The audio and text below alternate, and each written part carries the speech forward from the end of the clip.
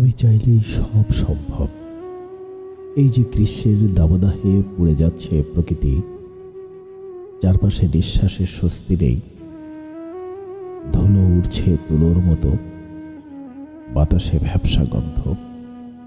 কিংবা সেদিন পথ চলতে গিয়ে হঠাৎ মুচড়ে যাওয়া পা, পাশের দোকান থেকে ধার করে আনা 2 টুকরো বরফ, বাস কিংবা মেট্রোতে কি আগে উঠবে সে নিয়ে বেঁধে যাওয়া তুমুল লড়াই, সব কেমন বাস্তবিক।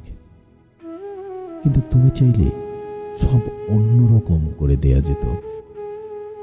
শুধু তুমি চাইলে আমরা এই ঝুট ঝামেলার শহর পেরিয়ে ছুটে যেতে পারতাম অনেক দূরে, অচেনা কোনো গ্রাম কিংবা নির্জন পাহাড়ে। তুমি চাইলে আমি সেদিন পায়ের জুতো জোড়া খুলে হাতে নিয়ে তোমার হাত ধরে হাঁটতাম। হয়তো সেদিনও পথের নুড়ি কিংবা বুনো কাঁটায় বিক্ষত হতো পা। সেখানে হয়তো বরফ পাওয়া যেত না, তবে বনলতার নরম ডগার রসে দিব্যি সেরে যেত বুনো ক্ষত। তুমি চাইলেই সব সম্ভব।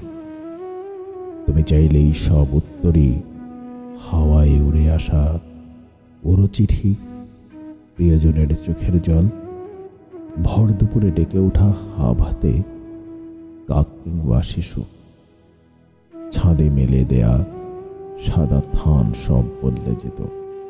অবেলায় সাদা 8 প্রহরী থান আবার রঙিন হতো, চোখের জল কাজল হয়ে যেত, শিশুর ঠোঁটে ফুটে উঠত মোলায়েম হাসি।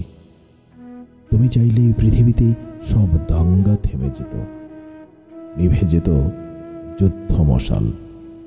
তুমি চাইলেই পৃথিবীতে নেমে আসতো উৎসব, যেন মাতৃগর্ভের ভয়ঙ্কর যন্ত্রণা শেষে ভূমিষ্ঠ হওয়ার সদ্যজাত শিশু।